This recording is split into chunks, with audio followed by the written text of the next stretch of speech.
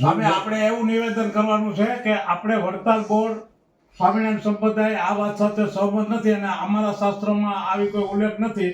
એ બદલ વડતાલ બોર્ડ જે કાંઈ વાત થઈ છે એ માફી માંગે છે, બસ સંતવતી.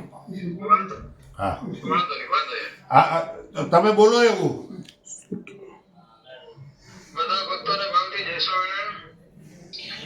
આજે વીરપુર જે જલારામ બાપાનો જે અમારે રાણા સાધુએ બોલીને જે બુકલેટ કર્યો છે એ મારા શાસ્ત્રમાં ક્યાંય ઉલ્લેખ નહીં.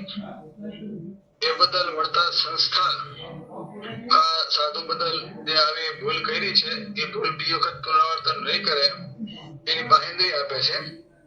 અને આ જે થઈ ગયું છે બહુ ખોટું થયું છે એ વડતાલ સંસ્થા પૂરી રીતે જાણે છે. એટલે અહીંના અમારા બધા સંતો અને હરિભક્તોને આ બાબતનું દુઃખ છે. ભવિષ્યમાં આવું ક્યારેય નહીં થાય એની બાહેંધરી આપે છે.